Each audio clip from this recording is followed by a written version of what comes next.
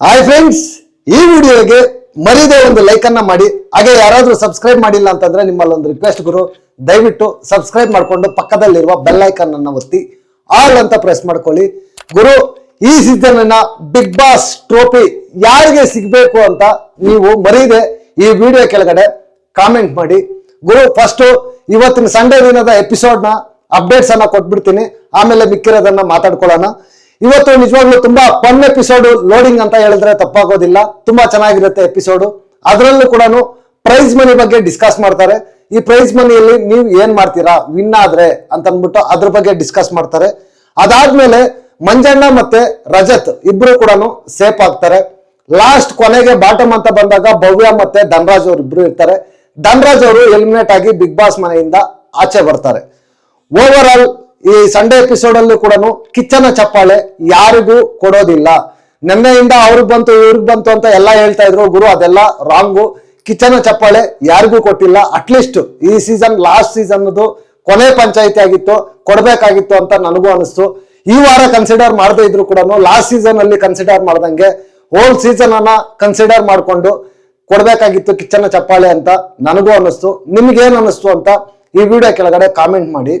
ನೆನ್ನೆ ಎಪಿಸೋಡ್ ಅಂತೂ ನಿಜವಾಗ್ಲೂ ಸುದೀಪ್ ಅಣ್ಣದು ಲಾಸ್ಟ್ ಬಿಗ್ ಬಾಸ್ ಸೀಸನ್ನಿನ ಪಂಚಾಯಿತಿ ಅಂತ ಹೇಳಿದ್ರೆ ತಪ್ಪಾಗೋದಿಲ್ಲ. ಇನ್ ಮುಂದೆ ಸುದೀಪ್ ಅಣ್ಣನ ನಾವು ಪಂಚಾಯಿತಿಯಲ್ಲಿ ಮಿಸ್ ಮಾಡ್ಕೊಂತೀವಿ. ಇದೇ ಕೊನೆ ಎಪಿಸೋಡು. ಹೆಂಗಿತ್ತು ಅಂತ ವಿಡಿಯೋ ಕೆಳಗಡೆ ಕಾಮೆಂಟ್ ಮಾಡಿ. ಗುರು, ಅಲ್ಲಿ ಶೂಟಿಂಗ್ ಅಲ್ಲಿ ನಡೆದಿದ್ದಕ್ಕೂ ನೆನ್ನೆ ಎಪಿಸೋಡ್ ಅಲ್ಲಿ ಟೆಲಿಕಾಸ್ಟ್ ಆಗಿದ್ದಕ್ಕೂ 90% ಡಿಫ್ರೆನ್ಸ್ ಇತ್ತು ಅಂತ ಹೇಳ್ಬೋದು. ಯಾಕೆ ಅಂತಂದ್ರೆ ಎಲ್ಲಾ ನೆಗೆಟಿವ್ಸ್ ಕಟ್ ಮಾಡ್ಬಿಟ್ಟಿದ್ರು.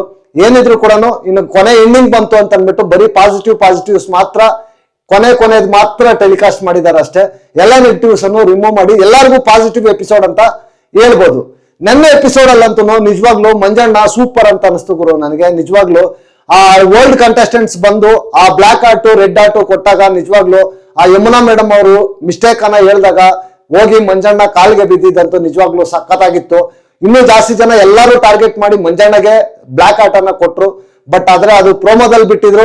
ಎಪಿಸೋಡ್ ಅಲ್ಲಿ ಅದನ್ನೆಲ್ಲ ಎತ್ಬಿಟ್ಟು ಎಲ್ಲ ವೇಸ್ಟ್ ಕಂಟೆಂಟ್ ಅನ್ನ ನೆನ್ನೆ ತುಂಬಿದ್ರು ಅಂತ ನನಗೆ ಅನಿಸ್ತು ಗುರು. ನಿಜವಾಗ್ಲು ನೆನ್ನೆ ಅದೆಲ್ಲ ಟೆಲಿಕಾಸ್ಟ್ ಆಗಿದ್ದಿದ್ರೆ ಮಂಜಣ್ಣಗೆ ಒಂದು ಪಾಸಿಟಿವ್ ಎಪಿಸೋಡ್ ಅಂತೂ ಸಿಕ್ಕಾಪಟ್ಟೆ ಸಖತ್ತಾಗಿ ಲೋಡಿಂಗ್ ಅನ್ನೋದು ಆಗ್ತಾ ಇತ್ತು. ಇವತ್ತು ಸಂಡೇ ಎಪಿಸೋಡ್ ಅಲ್ಲೂ ಕೂಡ ಅದ್ರ ಜೊತೆಗೆ ಧನು ಅಣ್ಣ ಎಲಿಮಿನೇಟ್ ಆಗಿ ಆಚೆ ಬರ್ತಾರೆ. ನಿಜವಾಗ್ಲೂ ಈ ಬಿಗ್ ಬಾಸ್ ಅವರು ಅದೇನು ಡಿಸಿಷನ್ ಮಾಡ್ತಾ ಇದಾರೋ ಏನು ನನಗಂತೂ ಒಂದೂ ಗೊತ್ತಿಲ್ಲ ಗುರು. ಓವರ್ ಆಲ್ ನೋಡಿದಾಗ ವೋಟಿಂಗ್ಗೆ ಬೆಲೆ ಇಲ್ಲ ಅಂತ ಅನ್ಸುತ್ತೆ.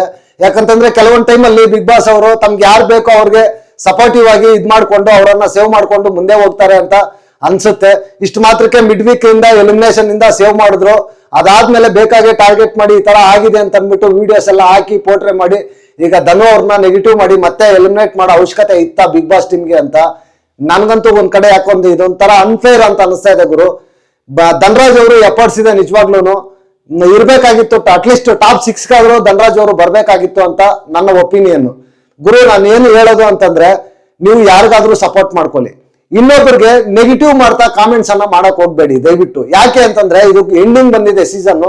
ನೀವು ಯಾರಿಗೆ ಎಷ್ಟು ನೆಗೆಟಿವ್ ಮಾಡ್ತೀರೋ ಅವ್ರಿಗೆ ಅಷ್ಟು ಸಿಂಪತಿ ಬಂದು ಪಾಸಿಟಿವ್ ಆಗುತ್ತೆ. ಅರ್ಥ ಮಾಡ್ಕೊಳ್ಳಿ. ಡಿಸರ್ವ್ ಇರೋರು ವಿನ್ ಆಗಲ್ಲ. ಆಮೇಲೆ ನಾನು ಯಾಕೆ ಹೇಳ್ತಾ ಇದ್ದೀನಿ ನಿಮ್ಗೆ ಗೊತ್ತಿರ್ಬೇಕು.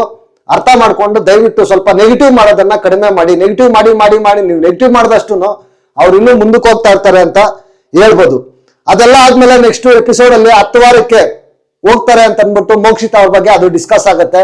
ನಿಜವಾಗ್ಲೂ ಆ ಕಡೆ ತ್ರಿವಿಕ್ರಮ್ಗೂ ಏನ್ ಹೇಳ್ಬೇಕು ಅಂತ ಒಂದು ಗೊತ್ತಾಗ್ತಾ ಇಲ್ಲ, ಈ ಕಡೆ ಮಂಜಣ್ಣಗೂ ಏನ್ ಹೇಳ್ಬೇಕು ಅಂತ ಒಂದು ಗೊತ್ತಾಗ್ತಾ ಇಲ್ಲ. ನೋಡಿ, ಒಬ್ಬರನ್ನ ನಾವು ಅಂಡರ್ ಎಸ್ಟಿಮೇಟ್ ಮಾಡಬಾರ್ದು. ಲೈಫ್ ಅಲ್ಲಿ ಇದು ನಮ್ಗೆ ಲೆಸನ್ ಅಷ್ಟೇ. ಅಂಡರ್ ಎಸ್ಟಿಮೇಟ್ ಮಾಡಬಾರ್ದು, ನೆಗೆಟಿವ್ ಮಾಡಕ್ ಹೋಗ್ಬಾರ್ದು. ನಾವೆಷ್ಟು ನೆಗೆಟಿವ್ ಮಾಡ್ತೀವೋ, ಎಷ್ಟು ಅವ್ರನ್ನ ಹೀಯಾಳಿಸ್ತೀವೋ ಅಷ್ಟು ಅವ್ರು ಮುಂದೆ ಹೋಗ್ತಾರೆ ಅನ್ನೋದಕ್ಕೆ ಒಂದು ಬೆಸ್ಟ್ ಎಕ್ಸಾಂಪಲ್ ಅಂತ ಹೇಳ್ಬೋದು ಗುರು. ನಿಜವಾಗ್ಲು ಅವರು ಸಕ್ಕದಾಗಿ ಟಾಂಗ್ ಅನ್ನ ಕೊಟ್ರು ಮೋಕ್ಷಿತ್ ಅವರು. ಅಲ್ಲಿಗೆ ಅವ್ರಿಗೆ ಆನ್ಸರ್ ಇರ್ಲಿಲ್ಲ ಗುರು, ಏನ್ ಹೇಳ್ಬೇಕು ಅಂತ ತ್ರಿವಿಕ್ರಮ್ ಮತ್ತೆ ಮಂಜಣ್ಣಗೆ. ಅದೆಲ್ಲ ಆದ್ಮೇಲೆ ನೆಕ್ಸ್ಟ್ ಧನು ಮತ್ತೆ ಹನುಮಂತಣ್ಣ ಟಾಸ್ಕ್ ಬಗ್ಗೆ ಕೇಳ್ತಾರೆ. ಧನರಾಜ್ ಅವರು ರಿಯಲ್ ಟೂ ಗುಡ್ ಗುರು. ನಿಜವಾಗ್ಲು ಒಪ್ಕೊಂಡ್ಬಿಡ್ತಾರೆ, ನನ್ನ ಕಡೆಯಿಂದ ಮಿಸ್ಟೇಕ್ ಆಗಿದೆ ನಿಜ ಸರ್, ಅದು ಗ್ರೇ ಏರಿಯಾ ಅಂತ ಅಂದ್ಬಿಟ್ಟು ಈ ತರ ನಾನು ಮಾಡಿದೆ ಅಂತ ಅಂದ್ಬಿಟ್ಟು ಅವ್ರು ಒಪ್ಕೋತಾರೆ.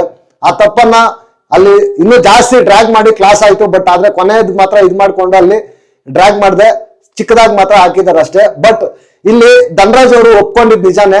ಬಟ್ ಇಲ್ಲಿ ಮಿಸ್ಟೇಕ್ ಏನು ಅಂತಂದ್ರೆ ಬಿಗ್ ಬಾಸ್ ಗುರು ಮಿಸ್ಟೇಕ್. ಆ ಗ್ರೇ ಏರಿಯಾ ಅಂತ ಬಂದಾಗ ಅದನ್ನ ಎನ್ಕರೇಜ್ ಮಾಡಬಾರ್ದಾಗಿತ್ತು. ಇರಬೇಕಾಗಿತ್ತು, ಒಂದು 10% ಅಷ್ಟೇ ಇರಬೇಕಾಗಿತ್ತು. ಬಟ್ ಇವರೇ ಅದನ್ನೇ ಗ್ರೇ ಏರಿಯಾ ಅಂತ ಅಂದ್ಬಿಟ್ಟು ಎಲ್ಲರಲ್ಲೂ ಉತ್ಸಾಹ ಹುಮ್ಮಸ್ಸು ತುಂಬಿ ಈ ಮಟ್ಟಕ್ಕಾಯ್ತು ಅಂತ ಹೇಳಿದ್ರೆ ತಪ್ಪಾಗೋದಿಲ್ಲ. ಬಿಗ್ ಬಾಸ್ ಅಲ್ಲೇ ಡಿಸಿಷನ್ ಅನ್ನ ತಗೊಂಡು ಅಲ್ಲೇ ಮಾತಾಡಿ ಅವತ್ತು ಏನೋ ಒಂದು ಕ್ಲಾರಿಟಿ ಕೊಟ್ಟಿದ್ದಿದ್ರೆ ಇವತ್ತು ಈ ಪರಿಸ್ಥಿತಿ ಬರ್ತಾ ಇರ್ಲಿಲ್ಲ. ಅದನ್ನ ಎಲ್ಲ ಅಲ್ಲೇ ಮುಚ್ಚಿಟ್ಬಿಟ್ಟು ಮತ್ತೆ ಕೊನೆಗೆ ಟೆಲಿಕಾಸ್ಟ್ ಮಾಡಿ ಅದನ್ನ ಮತ್ತೆ ಇದು ಮಾಡ್ಬೇಕಾಗಿರೋ ಅವಶ್ಯಕತೆ ಬಿಗ್ ಬಾಸ್ಗೆ ಏನಿತ್ತು ಅಂತ ನನಗೊಂದು ಗೊತ್ತಾಗ್ತಾ ಇಲ್ಲ ಗುರು. ಟಾರ್ಗೆಟ್ ಮಾಡಿ ಒಬ್ರನ್ನ ಈ ತರ ಮಾಡಬಾರ್ದು ಅನ್ನೋದು ನನಗೆ ಅನಿಸ್ತಾ ಇದೆ. ನಿಜವಾಗ್ಲೂ ಬಿಗ್ ಬಾಸ್ ಈ ತರ ಮಾಡಬಾರ್ದಾಗಿತ್ತು. ಹನುಮಂತ ಕೂಡ ಕ್ಲಾಸ್ ಆಗಿತ್ತು, ಬಟ್ ಎಪಿಸೋಡ್ ಅಲ್ಲಿ ಅದನ್ನ ತೆಗ್ದಿದ್ದಾರೆ. ಇಲ್ಲ ಎಲ್ಲ ಇಬ್ರು ಕುತ್ಕೊಂಡು ಮಾತಾಡ್ತಾ ಇರ್ತಾರೆ, ತುಂಬಾ ಬೈತಾರೆ ಅನ್ಕೊಂಡಿದ್ವಿ, ಆದ್ರೆ ಬೈಲಿಲ್ಲ ಅಂತ ಅಂದ್ಬಿಟ್ಟು ಅವರೇ ಮಾತಾಡ್ಕೊಂತ ಇರ್ತಾರೆ. ಓವರ್ ಆಲ್ ಎಪಿಸೋಡ್ ನೋಡಿದಾಗ ನಿಜವಾಗ್ಲೂ ತ್ರಿವಿಕ್ರಮ್ ಮತ್ತೆ ಭವ್ಯ ಅವ್ರಿಬ್ಬರದು ಜಗಳ ಮಾತ್ರ ಸಕ್ಕತ್ತಾಗಿ ಇಬ್ಬರಿಗೂ ಸ್ವಲ್ಪ ಜಾಸ್ತಿ ಕ್ಲಾಸ್ ಆಗಿತ್ತು. ಬಟ್ ಆದ್ರೆ ಎಪಿಸೋಡ್ ಅಲ್ಲಿ ಅದನ್ನು ಕೂಡ ಸ್ವಲ್ಪ ಡ್ರ್ಯಾಗ್ ಮಾಡಿ ಕಟ್ ಮಾಡಿ ಎಷ್ಟು ಬೇಕೋ ಅಷ್ಟು ಮಾತ್ರ ಹಾಕಿ ಪಾಸಿಟಿವ್ ಇರೋ ತರ ಇದ್ ಮಾಡಿದ್ರು. ಬಟ್ ಇದ್ರಲ್ಲೂ ಕೂಡ ತ್ರಿವಿಕ್ರಮ್ಗೆ ಸ್ವಲ್ಪ ಪಾಸಿಟಿವ್ ಇರೋ ತರನೇ ತೋರಿಸಿದ್ರು. ತ್ರಿವಿಕ್ರಮ್ ಕೂಡ ನೆನ್ನೆ ವೀಕೆಂಡ್ ಅಲ್ಲಿ ಮಾತ್ರ ಸಕ್ಕತ್ತಾಗಿ ಮಾತಾಡಿದ್ರು ಗುರು, ಸಕ್ಕತ್ತಾಗಿ ಟಾಂಗ್ ಅನ್ನ ಕೊಟ್ರು, ಸಕ್ಕತ್ತಾಗಿ ಆರ್ಗ್ಯುಮೆಂಟ್ ಅನ್ನ ಮಾಡಿದ್ರು. ತ್ರಿವಿಕ್ರಮ್ ಇದೇ ರೀತಿ ಇದ್ದಿದ್ರೆ ಫಸ್ಟ್ ನಾನು ಇನ್ನೂ ಚೆನ್ನಾಗಿರ್ತಾ ಇತ್ತು, ಇನ್ನೂ ಟಫ್ ಕಂಟೆಂಡರ್ ಆಗ್ತಾ ಇದ್ರು ಅಂತ ನನಗೆ ಅನಿಸ್ತು ಗುರು. ಭವ್ಯ ಅವರು ಕೂಡ ಅವ್ರ ಸ್ಟ್ರಾಟಜಿ ಮಾಡಿದ್ದು ತಪ್ಪಲ್ಲ ಗುರು, ಬಟ್ ಇವರು ಬಿಗ್ ಬಾಸ್ ಅವರು ಪೋಟ್ರೆ ಮಾಡಿದ್ದು ತಪ್ಪು ಗುರು. ಯಾಕಂತಂದ್ರೆ ವಿಕ್ಕಿಯಿಂದ ಇಲ್ಲಿವರೆಗೂ ಭವ್ಯ ಬಂದಿದ್ದಾರೆ ಅನ್ನೋ ಒಂದು ಸ್ಟೇಟ್ಮೆಂಟ್ ಹೇಳ್ತಾರಲ್ವಾ, ಅದು ರಾಂಗ್ ಅಂತ ಅನಿಸ್ತು ನನಗೆ. ವಿಕ್ರಮ್ ಜೊತೆ ಇರ್ಬೋದು, ಬಟ್ ಆದ್ರೆ ಸ್ಟ್ರಾಟಜಿ ಕಲ್ತಿರ್ಬೋದು, ಅವರಿಂದ ಇಲ್ಲಿವರೆಗೂ ಬಂದ್ರು ಅಂತಂದ್ರೆ ಅದಕ್ಕೆ ಅರ್ಥ ಇಲ್ಲ ಗುರು. ಯಾಕಂತಂದ್ರೆ ಎಫರ್ಟ್ಸ್ ಅನ್ನೋದು ಭವ್ಯ ಅವ್ರದ್ದಿದೆ. ಇಲ್ಲಿ ತ್ರಿವಿಕ್ರಮ್ಗೆ ಎಲ್ಲ ಕ್ರೆಡಿಟ್ ಅಂತಂದ್ರೆ ನನಗೆ ಒಂದ್ ಕಡೆ ಯಾಕೋ ಒಪ್ಪೋದಿಕ್ಕೆ ಆಗ್ತಾ ಇಲ್ಲ. ಗೌತಮಿಯನ್ನ ಕೊನೆಯದಾಗಿ ಲಾಸ್ಟ್ ಅಲ್ಲಿ ಬಂದಾಗ ಗೌತಮಿ ಅವರನ್ನ ಎಲಿಮಿನೇಟ್ ಮಾಡಿ ಆಚೆ ಕಳಿಸ್ತಾರೆ ಗುರು. ನಿಜವಾಗ್ಲೂ ಎಕ್ಸ್ಪೆಕ್ಟೆಡ್ ಇದು, ಗೌತಮಿ ಅವ್ರದ್ದು ಎಲಿಮಿನೇಟ್ ಆಗ್ತಾರೆ ಅಂತ ಗೊತ್ತಿತ್ತು. ಎನಿವೇ ಎಲಿಮಿನೇಟ್ ಆಗಿ ಆಚೆ ಬಂದಿದ್ದಾರೆ. ಅವರ ಮುಂದಿನ ಜೀವನ ಕೂಡ ಒಳ್ಳೇದಾಗ್ಲಿ ಅಂತ ನನ್ನ ಕಡೆಯಿಂದ ಕೂಡ ಅವ್ರಿಗೆ ಒಂದು ಆಲ್ ದ ಬೆಸ್ಟ್ ಹೇಳ್ತಾ ಇದ್ದೀನಿ. ಸ್ಟೇಜ್ ಮೇಲೆ ಬಂದಾಗಂತೂ ನಿಜವಾಗ್ಲೂ ಸಖತ್ತಾಗಿತ್ತು. ಅವ್ರದ್ದು ವಿಟಿ ಕೂಡ ತುಂಬಾ ಸೂಪರ್ ಆಗಿತ್ತು. ಓವರ್ ಆಲ್ ಎಪಿಸೋಡ್ ನೋಡಿದಾಗ ಎಪಿಸೋಡ್ ಮಾತ್ರ ಓಕೆ ಎಪಿಸೋಡ್ ಗುರು. ವೀಕೆಂಡ್ ಎಪಿಸೋಡ್ ಅಲ್ಲ ಇದು, ಸಾಟರ್ಡೆ ಎಪಿಸೋಡ್ ಸಂಡೇ ಎಪಿಸೋಡ್ ಕೂಡ ಇದು ವೀಕ್ ಡೇಸ್ ಅಲ್ಲಿ ಹಾಕೋ ಎಪಿಸೋಡ್ ಕೂಡ ಅಲ್ಲ. ಆ ತರ ಇತ್ತು. ಎಲ್ಲ ಟ್ರಿಮ್ ಮಾಡಿ ಕೊನೆಗೆ ಯಾರನ್ನೂ ನೆಗೆಟಿವ್ ಮಾಡೋದು ಬೇಡ ಅಂತ ಅಂದ್ಬಿಟ್ಟು ಕೊನೆ ವಾರ ಅಂತ ಅಂದ್ಬಿಟ್ಟು ಎಲ್ಲರಿಗೂ ಪಾಸಿಟಿವ್ ಆಗಿ ಎಪಿಸೋಡ್ ಅನ್ನ ಟೆಲಿಕಾಸ್ಟ್ ಮಾಡಿದ್ರು ಅಂತ ಹೇಳಿದ್ರೆ ತಪ್ಪಾಗೋದಿಲ್ಲ. ಓವರ್ ಆಲ್ ಎಪಿಸೋಡ್ ನೋಡಿದ್ಮೇಲೆ ನಿಮ್ಗೆ ಏನ್ ಅನ್ನಿಸ್ತು ಅಂತ ಈ ವಿಡಿಯೋ ಕೆಳಗಡೆ ಕಾಮೆಂಟ್ ಮಾಡಿ ಅಂತ ಹೇಳ್ತಾ ಈ ವಿಡಿಯೋ ನಾನು ಇಲ್ಲಿಗೆ ಮುಗಿಸ್ತಾ ಇದ್ದೀನಿ. ನೆಕ್ಸ್ಟ್ ವಿಡಿಯೋದಲ್ಲಿ ಸಿಗೋಣ. ಅಂಟಿಲ್ ಟೇಕ್ ಕೇರ್, ಬಾಯ್ ನಮಸ್ತೆ.